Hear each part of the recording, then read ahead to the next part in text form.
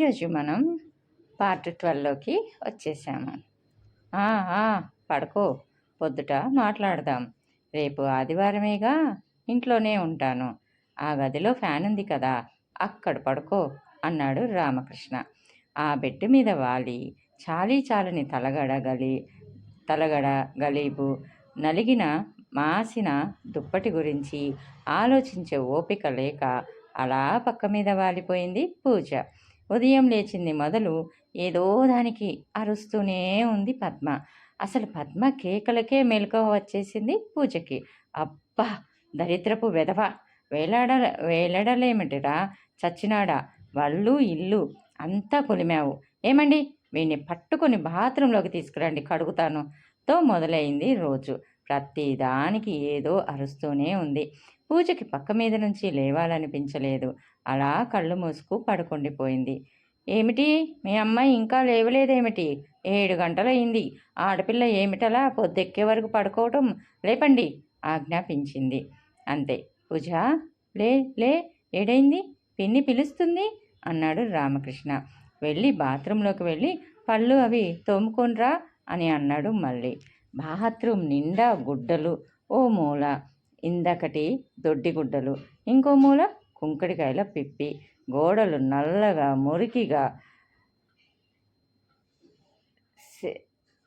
Septic నిండా మరకలు. పూజకు కంపరంగా అనిపించింది. తమ ఇంట్లో అన్నీ ఎంత నీటిగా పొందికగా ఉంటాయి, తాతగారింట్లోనూ అన్నీ బాగుండేవి. ఇక్కడేమిటిలా?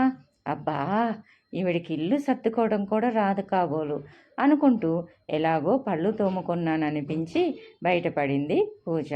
పూజ, పాలు తాగుతావా, కాఫీయా? డైనింగ్ టేబుల్ దగ్గర కాఫీ తాగుతూ పేపర్ చదవాలని ప్రయత్నిస్తున్న రామకృష్ణ వడిలో కూర్చున్న కొడుకు పేపర్ లాగేస్తున్నాడు. పూజ ఏదో జవాబిచ్చే లోపలే ఆవిడ ఓ గ్లాస్ తీసుకొచ్చి టేబుల్ మీద పెట్టి, ఈ పూట ఎక్స్ట్రా పాలిమ్మంటే ఇచ్చాడు వాడు, రేపు తీసుకుంటా, ఈ రోజుకి కాఫీ తాగేయి అంది. పూజకి పాలు తప్ప కాఫీ అలవాట్లేదు. ఇబ్బందిగా గ్లాసు చేతిలోకి తీసుకుంది. కాఫీ నీళ్ళలా, మడ్డిలా, పానకంలా, వాంతి వచ్చినట్లయింది. తండ్రి ఎలా తాగుతున్నాడో ఈ కాఫీ అనిపించింది. ఆ రోజంతా క్షణం 1 గంటలా అనిపించింది. ఇంట్లో పిల్లాడి ఏడుపు, అల్లరి, ఆవిడ కేకలు, ఆ వాతావరణంలో ఇమడలేకపోయింది పూజ. టిఫిను వంట అంతా ఏది రుచిగా సవ్యంగా లేదు. ఆవిడ వండే తీరు, వడ్డించే తీరు చూస్తే ఆ ఉన్న రుచి కూడా పోయిందనిపించేది. ప్రతిదానికి ఎందుకో సాధిస్తూనే ఉండేది భర్తని. ఒక్క నిమిషం విశ్రాంతిగా కూర్చోనీయకుండా పిల్లాన్ని ఎత్తుకోమనో అది తెమ్మనో పురమాయిస్తూ ఉండేది. తండ్రి అడిగిన వాటికి జవాబు తప్ప తనంతట తను ఏదీ మాట్లాడలేకపోయింది పూజ. తను ఎంత ఆశగా ఉత్సాహంగా వచ్చింది, ఇక్కడేమిటి ఇలా ఉంది? తండ్రిని చూసి, ఇంటిని చూసి పొందిన ఆశాభంగానికి పూజ తట్టుకోలేకపోయింది. తండ్రి బాగుండడని తెలుసు, కానీ ఇలా మరీ జిడ్డోడుతూ మట్టిగా పిల్లాన్ని భుజాన వేసుకు ముక్కు తుడుస్తూ లుంగి ఎగగట్టి చెప్పులన్నా లేకుండా ఇంట్లో తిరుగుతున్న తండ్రిని చూస్తే తన ఊహాచిత్రం అతి ఘోరంగా తలకిందులైపోయినట్టు ఫీల్ అవ్వసాగింది. తండ్రి తాతగారింటికి వచ్చినప్పుడు తనని షికార్లకి, బీచ్కి ఎలా తిప్పేవాడో, ఎన్ని కొనిచ్చేవాడో ఆ తండ్రి స్మృతిపదంలో గుర్తుంది. ఇప్పటి ఈ తండ్రిని తేడాని జీర్ణించుకోలేకపోయింది. కాసేపు ఈ ఇంట్లోంచి ఎక్కడికైనా వెడితే బావుండు అనిపించింది పూజకి. డాడీ, ఎక్కడికైనా వెడదామా? తోచటం లేదు ఇంట్లో అంది 4 గంటల వేళ. సినిమాకి వెడదామండి, చాలా రోజులైంది, వీడి పుట్టాక వెళ్ళనే లేదు, వెడదామండి చిన్నపిల్లల సంబరంగా మారం చేస్తున్నట్టు అంది. రామకృష్ణకు సినిమాలు ఇష్టం లేకపోయినా సరే వెళ్దాం, అందరూ రెడీ కండి, పూజ వచ్చిందని ఒప్పుకున్నాడు. అబ్బా, కూతురు వచ్చిందని వెంటనే ఒప్పుకున్నారు, నేను అడిగితే రారు కానీ అంటూ బుంగమూతి పెట్టింది. పూజ గతుక్కుమంది. తాను ఇంట్లో నుంచి వెళ్తానడం కాసేపు తండ్రితో వెళ్దామని అనుకుంది. మళ్ళీ ఈవిడ పిల్లాడు వీళ్లతో నా వెళ్ళడం అనిపించి నీరు కారిపోయింది.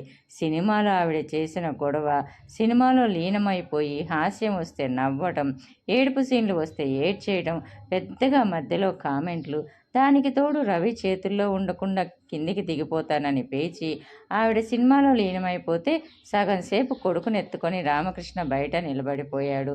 ఇంటర్వెల్లో పెద్ద గొంతుతో కూల్ డ్రింకులని పిలిచి ఆర్భాటంగా తాగటం.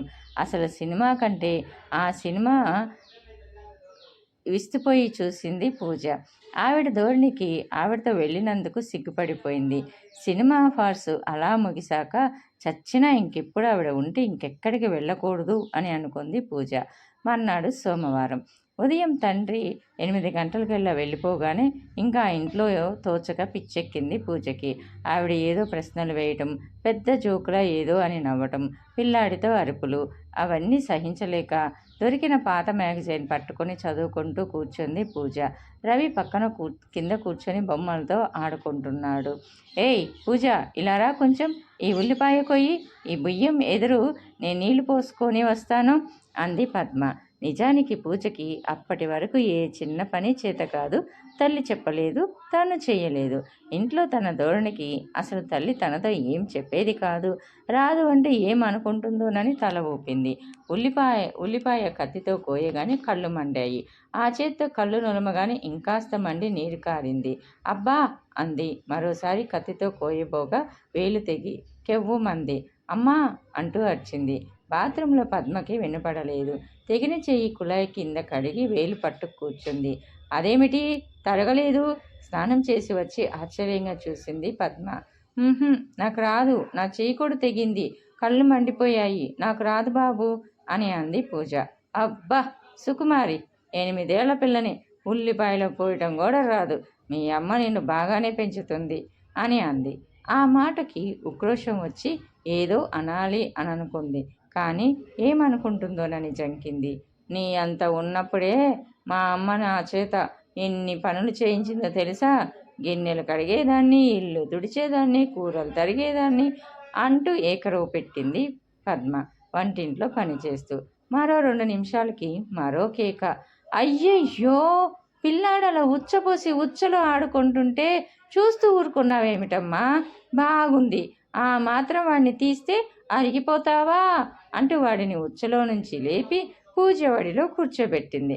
2 నిమిషాలు పట్టుకో, పోపు మాడిపోతుంది అని పరిగెత్తింది.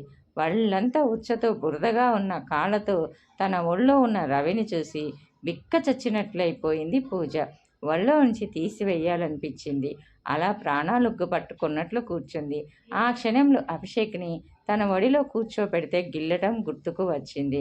అప్రయత్నంగా అభిషేక్ ఎంత ముద్దుగా ఉంటాడు, తెల్లగా, గిరిజల జుత్తు, నీట్గా ఉంటాడు. అక్క అని ఎంత బాగా అంటాడు ముద్దుగా. అభిషేక్ మీద ఆ క్షణంలో అభిమానం పొంగి పొర్లింది. ఎలాగో 4 రోజులు అతి కష్టం మీద గడపగలిగింది పూజ. తండ్రి రోజంతా ఇంట్లో ఉండడు.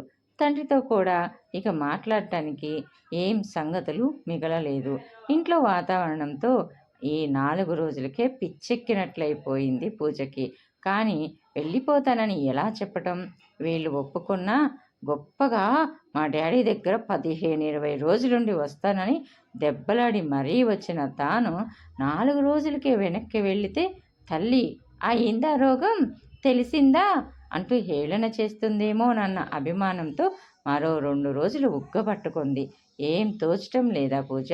బోరు కొడుతుందా? రామకృష్ణ కూతురు మూడ్ చూసి అన్నాడు.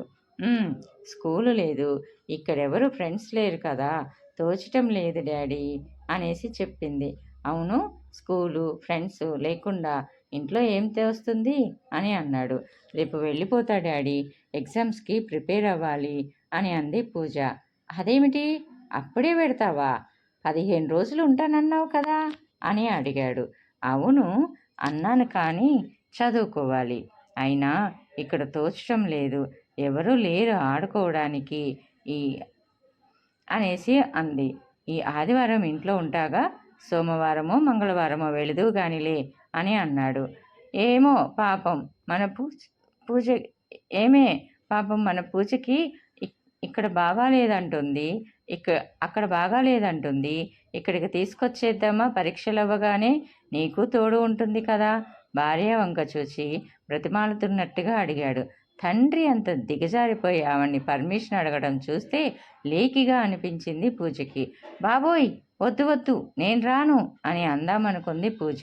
కానీ నోట్లో నుంచి మాట రాలేదు. ఇక్కడానా? చచ్చినా ఉండదు తను. ఏదో జవాబు జవాబు వచ్చే లోపలే పద్మ, బాగుందిలేండి, ఎవరి పిల్లలు వారి దగ్గర ఉండటమే మంచిది. రేపొద్దున ఏమైనా జరిగితే సవతి తల్లి సరిగా చూడలేదంటారు. వాళ్ళమ్మ లేకపోతే అనుకోవచ్చు కానీ ఉండగా నేనెందుకు చూడడం? మీకు తెలియదు, మీరు ఊరుకోండి, తెలివి తక్కువ మాటలు మాట్లాడకండి అని కసిరింది. ఆ క్షణంలో పద్మ అలా మాట్లాడటం సంతోషాన్ని కలిగించింది పూజకి. అని ఉండి ఉంటే తానేం చెప్పాలో తెలియకపోయేది. ఇన్నాళ్ళు నీ దగ్గరకు వస్తాను అని రాసి ఇప్పుడు వద్దు బాబోయ్ అని ఎలా అనటం అనుకొని అంది. మళ్ళీ రామకృష్ణ మాట్లాడలేదు. రాత్రి నిద్రపట్టే లోపల పక్క గది నుంచి రామకృష్ణ అన్న మాటలు వినిపించాయి. పూజ వెళ్ళిపోతుంది కదా, దానికి బట్టలు కొనాలి రేపు.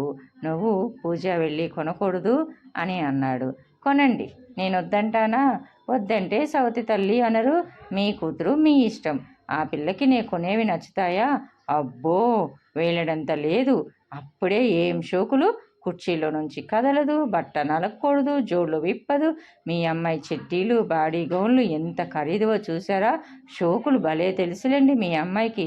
ఒక్క పని మాత్రం ముట్టుకోదు. ఆడపిల్ల. ఇలాగైతే రేపొద్దున పెళ్ళయ్యాక తెలుస్తుంది. నాకెందుకు, మీ కూతుర్నంటే మీకు కోపం వస్తుంది అని అంది. చిన్నపిల్ల కదా, ఇంకో 4 రోజులు పోతే అదే నేర్చుకుంటుంది. రేపు 500 ఇస్తాను, దాన్ని బజారు తీసుకెళ్ళి దానికి నచ్చినవి కొను అని అన్నాడు. అమ్మో, 500? ఎప్పుడన్నా నాకు పెళ్ళయ్యాక 500 చీర కొన్నారా? వేలడంత కూతురికి 500 బట్టలా? హేళనగా అంది. అబ్బా, అది మళ్ళీ ఎప్పుడో వస్తుంది, అందుకని కొనమన్నా. విన్న పూజకి నీ బట్టలు వద్దు, ఏమీ వద్దు, నాకేం అవసరం లేదు అని అనాలనిపించింది. తన గురించి ఈవిడ అభిప్రాయాలు ఇవన్నమాట. పాపం రాజేష్ అంకుల్ తండ్రి కాకపోయినా తన గురించి చెడుగా ఎప్పుడూ ఏమనలేదు. తల్లి ఏమన్నా అన్నా తననే సైడ్ చేసేవాడు అని ఇద్దరినీ పోల్చుకుంది. మర్నాడు షాపుకు తీసుకెళ్ళి 225 పెట్టి ఓ డ్రెస్సు కొంది. ఇంకొకటి కొనుక్కో, మళ్ళీ మీ నాన్న 500 ఇచ్చాగా అని నన్ను తిడతారు అని అంది. అందుకు పూజ, చాలు చాలు, నాకింక వద్దు అంది. ఆవిడతో షాపులు తిరగడం, పెద్ద గొంతుతో షాపు వాళ్లతో బేరాలు చూసి సిగ్గుపడింది. డాడీకి చెప్తా, నాకింక చాలు అంది. పద్మ కళ్ళలో ఉత్సాహం.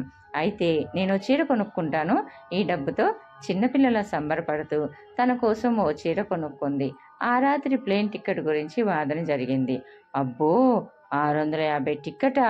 ప్లేన్లో ఎందుకండి, రైల్లో పంపించకూడదేమిటి అనేసి. ఒక్కటి ఎలా వెళ్తుంది అనేసి అన్నాడు రామకృష్ణ. ఏముంది, ఇక్కడ ఎక్కిస్తే అక్కడ దిగుతుంది. మొన్న 500 పంపారు, మళ్ళీ ఇప్పుడు టిక్కెటా? అయిష్టంగా అంది. అప్పటి వరకు తండ్రి పంపిన డ్రాఫ్టు రాజేష్ ఇచ్చేయమన్నాడన్నది గుర్తు చేయలేదు పూజ. ఆ డబ్బు అంకుల్ ఇచ్చేశారు డాడీ, ఇదిగో అంటూ డ్రాఫ్ట్ పట్టుకొచ్చి ఇచ్చేసింది. ఈవిడ టిక్కెట్ గురించి ఇలా అంది, కానీ పాపం అంకుల్ డ్రాఫ్ట్ కూడా తీసుకోకుండా ఒక్కటి రైల్లో వెళ్ళలేదని ప్లేన్ టికెట్ ఇచ్చి పంపించారు అనిపించింది. డ్రాఫ్ట్ పంపించేశారా? పద్మ కళ్ళల్లో మెరుపు. ఇద్దరు కాసేపు వాదించుకున్నాక పద్మ ఊరుకుంది. మర్నాడు టికెట్ కొని ప్లేన్ ఎక్కించి ఇంటికి ఫోన్ చేశాడు రామకృష్ణ పూజ వస్తున్నట్టు. తండ్రి ఇంటికి ఎన్నెన్ని ఊహలతో ఆశలతో వచ్చింది. హాయిగా 15 రోజులు ఆనందంగా గడపవచ్చు. తల్లికి దూరంగా కొన్నాళ్ళు వెళ్ళిపోతుంది. హాయిగా ఎన్నో అనుకొని వచ్చినప్పటికీ ఇప్పుడు మళ్ళీ ఇంటికి వెళ్ళిపోతున్నందుకు అంతటి ఆనందమే కలిగింది. ఆ ఇంట్లోంచి వచ్చేశాక ఊపిరి అందుతున్నట్టు అనిపించింది. పట్టుమని వారం రోజులు కూడా ఉండకుండా తాను వచ్చేసిందని తల్లి ఏమన్నా అనుకొని ప్లేన్లో ప్రయాణిస్తున్నంతసేపు ఏదో పశ్చాత్తాపం, గిల్టీనెస్, సిగ్గు. ఇన్నాళ్ళు తన ప్రవర్తన పునరావలోకనం చేసుకుంటే పూజలో ఏదో అలజడి, ఏవేవో నిర్ణయాలు. ఎయిర్పోర్ట్కి వచ్చిన రాజేష్ని చూడగానే ఏదో రిలీఫ్. తనని చూసి చిరునవ్వు నవ్విన పూజని మొదటిసారిగా అలాంటి ఆత్మీయతతో కూడిన నవ్వు పూజ మొహం మీద చూసిన రాజేష్కి కాస్త ఆశ్చర్యం కలిగింది. తండ్రి దగ్గరికి వెళ్ళి వచ్చినందుకు ఆమె ఎంత సంతోషంగా ఉంది. ఓ వారం గడిపి వచ్చేసరికి మూడ్స్ మారాయి అనుకున్నాడు. హలో పూజ, ఇంకో వారం 10 రోజుల వరకు రావనుకున్నాం. మీ డాడీ ఫోన్ చేయగానే ఆశ్చర్యపోయా అన్నాడు రాజేష్. పూజ జవాబు చెప్పడానికి సిగ్గుపడింది. ఉన్న సంగతి చెప్పలేకపోయింది. You enjoy your stay there? కారు ఎక్కడా అడిగాడు. తల మాత్రం ఊపింది. తండ్రి ఇంటికి వెళ్ళి తను ఎదురు చూడని షాక్ లాంటిది కలిగిందని, ఆ వాతావరణంలో తను ఇక్కడ ఇమ్మడలేకపోయానన్నది చెప్పుకోవాలంటే సిగ్గేసింది పూజకి. మిమ్మల్ని అందరినీ మిస్ అయ్యాను అని చెప్పాలనిపించినా అదీ చెప్పలేకపోయింది.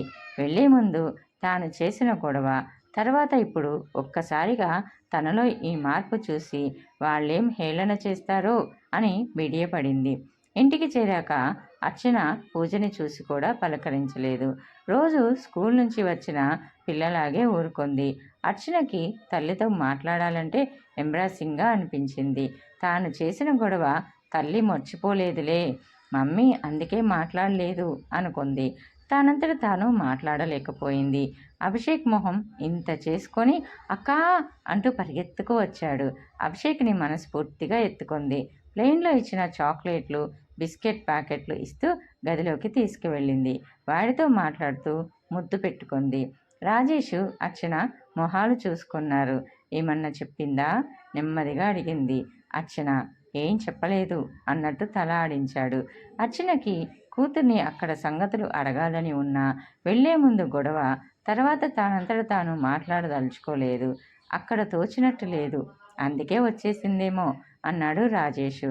మనం ఏం అడగొద్దు, చెబితే అదే చెప్పనేయండి అంది అర్చన ముభావంగా. మధ్యాహ్నం డైనింగ్ టేబుల్ దగ్గర కూడా ముభావంగానే ఉంది అర్చన.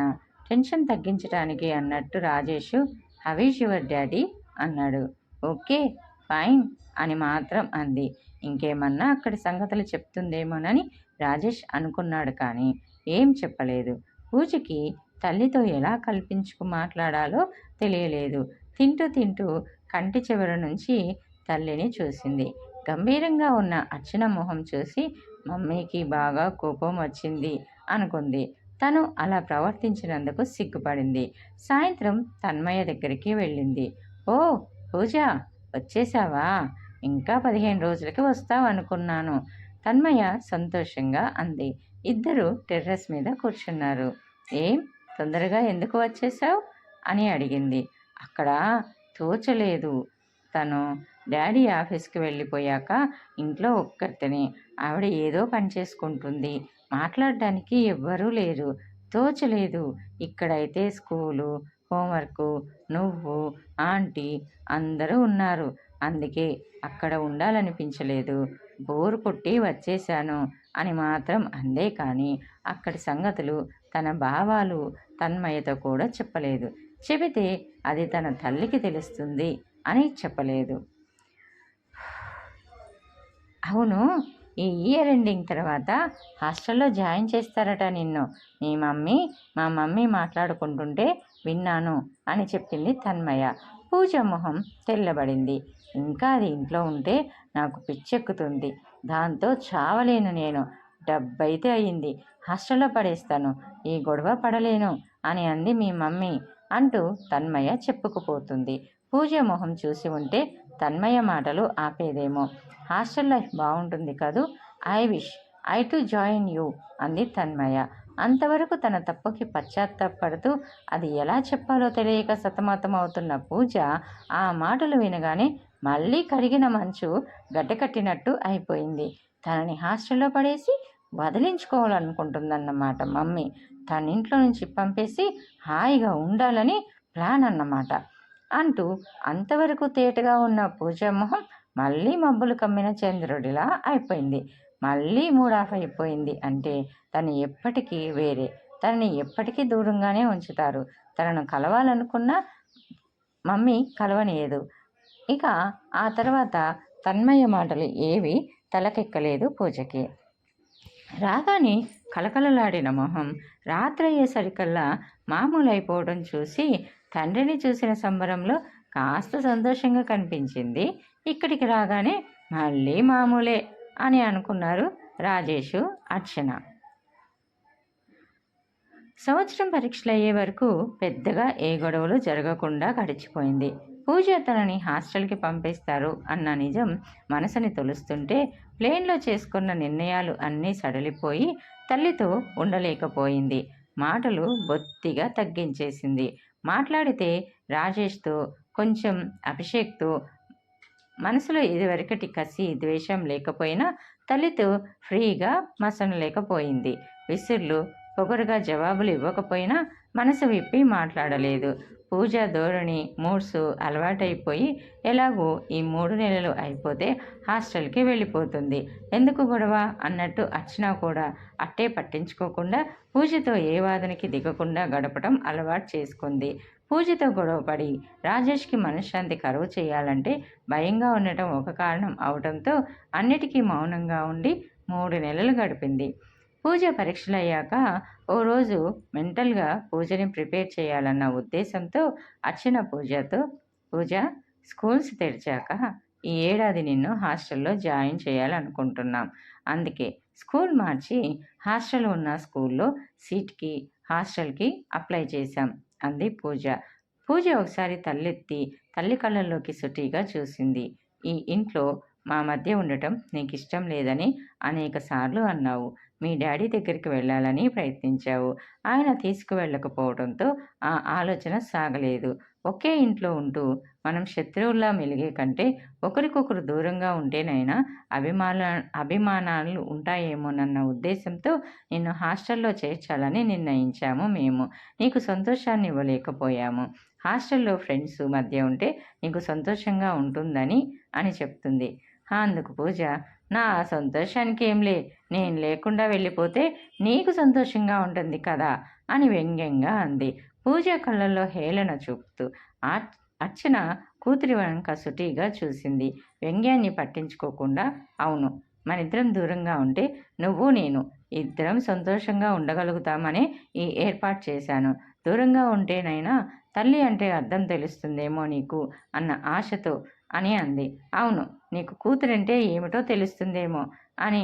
ఆహా, తెలియదేమో, నీకు నీ అభిషేకం ఉన్నాడు కనుక నేను లేకపోయినా లోటుండదులే అంటూ పెద్దదానిలా మాటల్లో హేళన చూపించి దెబ్బ కొట్టింది. అవును, దూరం పెరిగితే మనసులు దగ్గరవుతాయంట. చూద్దాం, ఈ దూరమైనా మనల్ని దగ్గరికి చేర్చుతుందేమో వ్యంగ్యంగా అంది అర్చన. నన్ను వదులుచుకోవడానికి ఇన్ని మాటలు, ఇన్ని వంకలు ఎందుకు? నన్ను ఇంట్లో నుంచి పంపించి హాయిగా ఉండదలుచుకున్నామని ఒక్క మాట చెప్తే సరిపోతుంది అంటూ అప్పటికే మెంటల్గా ప్రిపేర్ అయిన పూజకి తల్లి చెప్పిన వార్తకి బాధ అనిపించలేదు. పూజ అన్న మాటలకి అర్చన, నువ్వెలా అనుకున్నా నేనేం నీతో దెబ్బలాడదలుచుకోలేదు, వాదించదలుచుకోలేదు. ఊర్లో తల్లి తండ్రి ఉండి హాస్టల్లో పెట్టారు పిల్లని అని అందరూ ఏమనుకున్నా లెక్క చేయకుండా నిన్ను హాస్టల్లో పెట్టడానికి సిద్ధపడ్డాం అంటే నా మనసు ఎంత గాయపడిందో నీకిప్పుడు తెలియదు. రేపు నీకు పిల్లలు పుడితే అప్పుడు తెలుస్తుంది ఈ బాధ అని అంది. పూజ తల్లి వైపు చూసి ఓ వెంగిపు నవ్వు నవ్వింది. ఊర్లోనే ఉంటాం కాబట్టి నీకు రావాలంటే ప్రతి ఆదివారం రావచ్చు. వేకెన్సీస్కి హాస్టల్ ఖాళీ చేయాలి కనుక ఎలాగో రాక తప్పదు.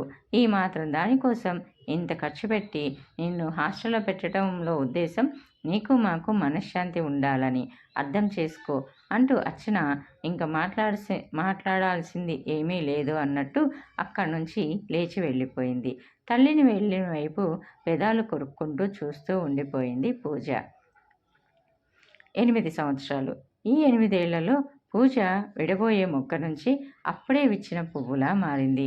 విరిసి వేయని గులాబీలా, మంచులో తడిసి అప్పుడే విచ్చిన గులాబీలా సుకుమారంగా స్నిగ్ధమోహన రూపంతో రోజురోజుకి అందంగా తయారైంది. 16 ఏళ్ల కన్యప్రాయంలో నిగనిగలతో అందంగా కనిపిస్తుంది. అస్సలే అందగత్తె అయిన పూజ స్వీట్ 16లో ఎంత అందంగా తయారైందో చూడాలంటే 2 కళ్ళు చాలవన్నట్టుగా ఉంది. ఒత్తైన నల్లటి కనుబొమ్మలు, పెద్ద పెద్ద నల్లని కళ్ళు, కోటేరు లాంటి ముక్కు, ఎర్రటి పల్చటి పెదాలు, బుగ్గలకి రంగేసుకుందా అన్నట్టు బుగ్గల్లో గులాబీలు, చక్కటి ఒత్తు జుట్టు, అసలే పచ్చని పసిమికి వయసు తోడయి నిగనిగా మెరిసే శరీర కాంతి. అబ్బా, అంత చక్కదనం ఇక్కడే పెట్టాలా దేవుడు అన్నట్లుండేది. 5 అడుగుల 4.5 అంగుళాలతో చక్కని శరీర సౌష్టంతో బాబ్డీ హెయిర్ జుట్టుతో స్కూల్ యూనిఫామ్కు నేవీ బ్లూ కలర్ వేసుకున్న, సాక్స్ బూట్లు వేసుకున్న, మామూలుగా చుడీదార్ కుర్తా వేసుకున్న, స్కర్టు బ్లౌజ్ వేసుకున్న, ఏవి వేసుకున్నా అందంగా అవిననట్టుండేవి బట్టలు. అందంతో పాటు తెలివితేటలు. ప్రతి క్లాస్లో ఫస్ట్ ర్యాంకు, ఆటల్లో ఫస్టు. స్కూల్లో, హాస్టల్లో అమ్మాయిలందరికీ పూజ అంటే హీరోయిన్ వర్షిప్. టీచర్లకి ఆ అమ్మాయి అంటే తెలివైన పిల్ల అని, చురుకైన పిల్ల అని ప్రత్యేక అభిమానం. స్కూల్కి గర్వకారణం అని ప్రిన్సిపాల్కి అభిమానం. గత 8 ఏళ్లలో హాస్టల్ లైఫ్ నిజంగా ఎంజాయ్ చేసింది పూజ. తల్లి కోపంతో చేసినా తనకి మేలే చేసింది అనుకుంది. మొదటి ఏడాది మాత్రం కాస్త బిక్కుబిక్కుమన్నట్టు ఉండేది. అక్కడ రూల్స్కి కట్టడి అలవాటు పడే వరకు ఇబ్బందిగా ఉండేది. టైం ప్రకారం లేవాలి, టైం ప్రకారం తినాలి, రోజు ప్రతిదీ టైం టేబుల్ ప్రకారం మెను. తన బట్టలు తను సర్దుకోవాలి, బాత్రూంకి క్యూలో నిలబడాలి లాంటివన్నీ విసుగు కలిగించేవి. దానికి తోడు తల్లి తనను కావాలని పంపించేసింది ఇంట్లో నుంచి అన్న బాధతో 6 నెలల వరకు అడ్జస్ట్ అవ్వలేకపోయింది. కాస్త హాస్టల్ వాతావరణం అలవాటయ్యి క్రమంగా దారిలో పడింది. దానికి తోడు తన రూమ్మేట్ శ్వేతతో స్నేహం పెరిగాక ఒంటరితనం పోయి మిగతా పిల్లలందరితో కలిసిమెలిసి తిరగటం అలవాటు చేసుకున్న హాస్టల్ లైఫ్ని ఎంజాయ్ చేయటం ఆరంభించింది. ఇక పూజతో పాటు ఆ రూమ్లో 3 అమ్మాయిలు ఉండేవారు. శ్వేతకి తల్లి లేదు. తండ్రి గవర్నమెంట్ ఉద్యోగి. ట్రాన్స్ఫర్లు ఉంటాయి. తల్లి లేదు. చూసేవారు లేరని కూతుర్ని హాస్టల్లో పెట్టాడు. శ్వేత మహారాష్ట్ర అమ్మాయి. సునీత అని ఒక తమిళ అమ్మాయి. ఆ అమ్మాయిని చాలా సీదాసాదాగా ఉంటుంది. అట్టే మాట్లాడే రకం కాదు. మార్గరెట్ అని ఓ ఆంగ్లో ఇండియన్ అమ్మాయి. 3వ అమ్మాయి. తల్లిదండ్రులు ఉద్యోగరీత్యా కుదరకు తమ ఊర్లో మంచి స్కూల్స్ లేవనో హాస్టల్లో పెట్టారు ఆ పిల్లని. శ్వేత కూడా చక్కని పిల్ల. మంచిది, నెమ్మది అయ్యింది. శ్రద్ధగా, తెలివిగా చదువుకుంటుంది. మార్గరెట్కి చదువు మీద అట్టే శ్రద్ధ లేదు. చదివిన వెంటనే మర్చిపోయే మొద్దుబుర్ర. అబ్బా, ఏం చదువు, బోర్ అంటుండేది. మా డాడీకి నన్ను డాక్టర్ చేయాలని కోరిక. నా మొహం, నాకేం చదువు రాదు అనేది. మిగతా ఇద్దరికంటే శ్వేతతో ఎందుకో ఎక్కువ చనువు, అభిమానం, స్నేహం కలిగాయి. పూజ తల్లి, తండ్రి ఆ ఊర్లోనే ఉండి హాస్టల్లో జాయిన్ చేశారు అని విని శ్వేత ఆశ్చర్యంగా హౌ కమ్ అంది. పూజకి తన్మయ లేక మనసులో మాట చెప్పుకొని బరువు తెంచుకోవడానికి ఎవరూ లేకపోయారు. శ్వేతతో అంతా చెప్పుకొచ్చింది ఓ రోజు. ఈజ్ ఇట్ రియల్లీ అని మరోసారి ఆశ్చర్యపోయింది. మీ మమ్మీకి 2వ పిల్ల, నీకు స్టెప్ ఫాదరా, ఇంట్రెస్టింగ్ అంది. ఆ రోజు నుంచి ఇద్దరు మంచి స్నేహితులు అయ్యారు. ప్రతిదీ పూజ శ్వేతతో చెప్పేది. నాకు మమ్మీ లేదు, నీకు మమ్మీ డాడీలు ఉండి కూడా లేనట్టే అంటూ సానుభూతి కురిపించేది. ఇద్దరు కలిసి చదువుకునేవారు. ఇద్దరు కలిసి తినేవారు. ఏం చేసినా ఒకరికొకరు అడిగేవారు. 12వ ఏడు వచ్చిన 7 నెలలకి పూజ పెద్ద మనిషి అయింది. పూజ ఏడుపు మొహం పెట్టింది. శ్వేతకి తెలియలేదు సరిగా. మార్గరెట్ అప్పటికే పెద్ద మనిషి అవటం వల్ల ఏడుపు మొహం పెట్టిన పూజని కారణం అడిగి వెళ్ళి వార్డెన్తో చెప్పింది. ఆవిడ వచ్చి చూసి ఇది నార్మల్, అందరూ ఆడపిల్లలకి వయసు వచ్చాక తప్పదు అంటూ విడమర్చి చెప్పి కావలసిన ఏర్పాట్లు చేసి ఇంటికి అర్చనకి ఫోన్ చేసింది. అర్చన వచ్చి పూజని తీసుకెళ్ళింది. ఓ 3 రోజుల కోసం. ఎన్ని పుస్తకాలు చదువుతున్నావు, ఈ మాత్రం తెలియలేదా, ఏడవడం ఎందుకు అంటూ ఆ రోజు నుంచి పూజ శరీరంలో వచ్చే మార్పులు, తీసుకోవాల్సిన జాగ్రత్తలు, మగపిల్లల దగ్గర ఎందుకు చనువుగా ఉండకూడదు అంతా పాఠం చెప్పినట్టు చెప్పింది. 2-3 మ్యాగజైన్స్లో వయసు ఆడపిల్లల్లో తెచ్చే మార్పుల గురించి రాసినవి తెచ్చి ఇచ్చి చదవమంది. ఫిజికల్ హైజీన్ గురించి చెప్పింది. స్కూల్లో టీచర్ పాఠం చెప్తుంటే విన్నట్టు వింది పూజ. వయసు పూజ అందానికి మెరుగులు దిద్దింది, వన్నెలు తెచ్చింది. స్కూల్లో పిల్లలు తన అందాన్ని పొగుడుతుంటే గర్వంగా ఫీల్ అయ్యేది. రోడ్డు మీద స్టూడెంట్స్ అందరూ తన వైపు ఎలా చూస్తున్నారో అర్థం చేసుకొని ఇంకా గర్వంగా ఫీల్ అయ్యేది. అది ఆడపిల్లల స్కూల్ కనుక మగపిల్లలు లేరు, కానీ ఉంటే నిన్నిలా ఉంచేవారా అనేది మార్గరెట్. అబ్బా, ఎందుకే పూజ, దేవుడికి ఇంత పక్షపాతం, అంత అందం నీకే ఇవ్వాలా అనేవారు ఆడపిల్లలు. వయసు పెరుగుతుంటే అలంకారాల పట్ల పిచ్చి పెరిగి మోడ్రన్ దుస్తులు, రకరకాల క్లిప్పులు, గాజులు, పూసల గొలుసులు, పిచ్చి పిచ్చి మోడ్రన్ అలంకారాల సామాన్లు అన్నీ కొనేది తల్లి ఇచ్చిన పాకెట్ మనీతో.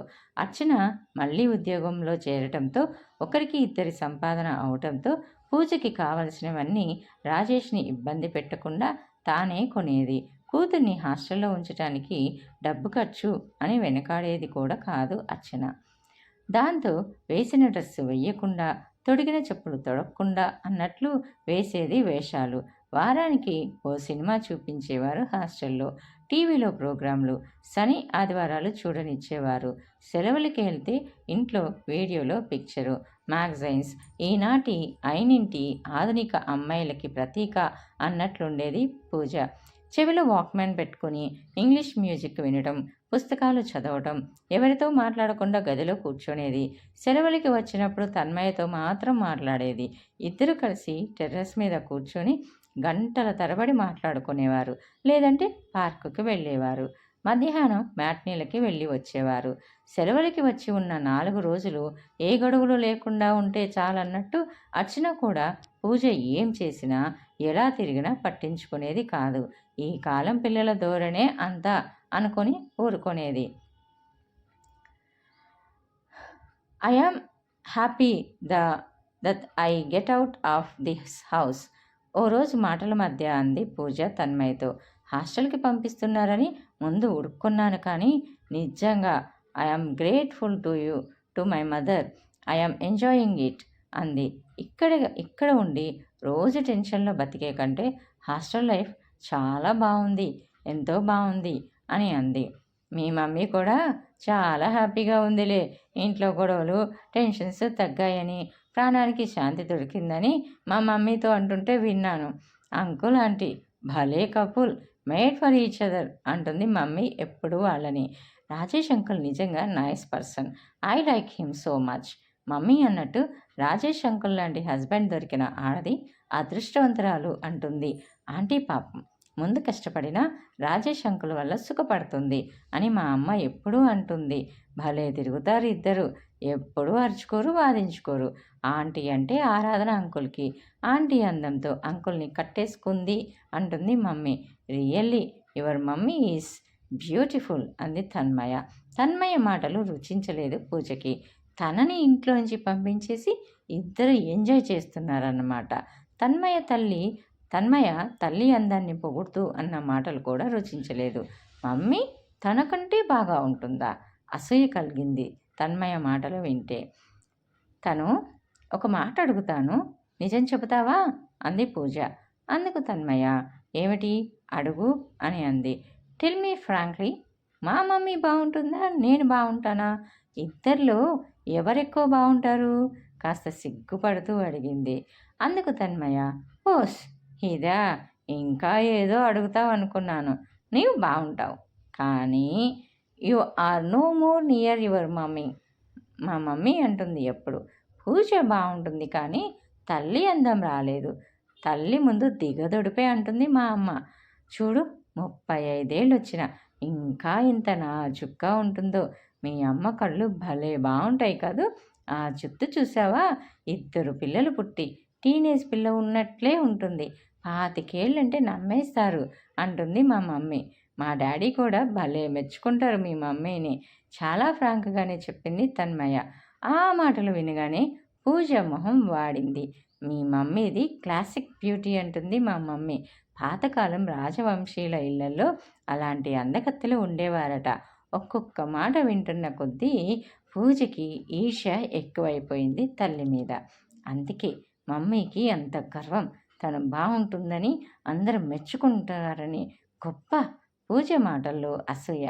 అందుకు తన్మయ్ అదేం లేదు, ఆంటీ ఎప్పుడు అలా ఫీల్ అవ్వదు, ఆంటీకేం గర్వం లేదు అంది తన్మయ వాదిస్తూ. తన్మయ అలా అనగానే ఇంకేం అనకుండా కంట్రోల్ చేసుకుంది పూజ. కాస్త వయసు పెరిగిన కొద్దీ ఇంకో కొత్త రకం జబ్బు పట్టుకుంది పూజకి. తల్లి అందంగా అలంకరించుకుంటే ఈర్ష్య, కాస్త మంచి చీర కట్టుకుంటే అసూయ. రాజేష్ అర్చన బయటికి వెళితే ఉక్రోషం. పూజకి తెలియకుండానే ఈ డెవలప్మెంట్ వచ్చేసింది. ఎవరూ తనని కాకుండా తల్లిని పొగిడితే సహించలేదు. ఇంటికొచ్చిన ఎవరన్నా ఈ అమ్మాయి మీ అమ్మాయా, మీకు టీనేజ్ గర్ల్ ఉందని మాకు తెలియనే లేదే అని అంటే, మీ అమ్మాయి అందగత్తేలేండి, కానీ అది మీ తర్వాతే. మీ అందం ముందు దిగదుడిపే మీ అమ్మాయి, మీ రంగు లేదు. అలాంటి మాటలు ఎవరన్నా అంటే ఉడుక్కునేది పూజ. మనసులో మూతి తిప్పుకునేది. తల్లి మంచి చీర కట్టుకొని అలంకరించుకుంటుంటే చూస్తూ విసురుగా వెళ్ళిపోయేది. రాజేష్, అర్చన కలిసి బయటికి వెళ్ళి వచ్చిన రోజు విసురు చూపించేది. దబాల తలుపులు వేస్తూ పుస్తకాలు, గిన్నెలు ఎత్తేసి కొట్టి కోపం చూపించేది. హాస్టల్లో ఉన్నన్ని రోజులు సెలవులకు వచ్చినప్పుడు కొద్ది రోజులు కనుక ఏదో గడిచిపోయింది. ఇక ఆ ఏడాది 10th పరీక్షలై వచ్చింది పూజ. రిజల్ట్స్ వచ్చాక కాలేజీలో చేరడం, ఇదంతా అయ్యేసరికి 4 నెలలు పట్టింది. ఆ 4 నెలల చదువు అది లేక తన్మయ, పూజ కలిసి తిరగడం, సినిమాలు, షికార్లు, కబుర్లతో, పుస్తకాలతో కాలం గడపసాగారు. ఇంట్లో ఊరికే కూర్చుంటే పూజలో మళ్ళీ డెవిల్ తలకెక్కింది. తల్లి కాలేజీకి వెళ్ళే హడావుడిలో ఉన్న ఏ చిన్న పని ముట్టుకునేది కాదు. ఆడపిల్లవు, ఇలా అయితే ఎలా? రేపొద్దున ఎలాగా? అంది అర్చన ఆ రోజు విసుగ్గా. ముంగిలా మాట్లాడకుండా పుస్తకం పట్టుకొని గదిలోంచి వచ్చేది కాదు. ఏమిటా అద్దం ముందు 24 గంటలు ఆ సోకులు? మరీ వేషాలు ఎక్కువైపోతున్నాయి. చూసి చూసి ఓ రోజు అర్చన కేకలేసింది. అందుకు పూజ, ఏ నీవే చేసుకోలేమిటి ముస్తాబులు? నేను చేసుకోకూడదా? నీవే అందంగా కనపడాలా? నేను కనపడకూడదా? అంటూ హేళనగా అంది. ఆ జవాబుకి అర్చన తెల్లబోయింది. అర్చన మంచి చీర కట్టుకుంటే ఉక్రోషంగా తను మూల నుంచి తీసి పాత బట్టలు వేసుకునేది. ఎక్కడికైనా వెడదామంటే చెత్త సాక్సులు, పాతవి వేసుకొని తయారయ్యేది. ఎవరైనా ముందుగా ఇంటికి వస్తారని కబురు తెలిస్తే మంచి డ్రెస్సు వేసుకోకుండా గదిలో కూర్చొని బయటికి వచ్చేది కాదు. ఏమిటా బట్టలు? ఉత్తప్పుడు ఇంట్లో రోజుకో వేషం వేస్తావు, బయటికి వెళ్తున్నప్పుడు ఆ బట్టలేమిటి? అర్చన కేకలేసేది.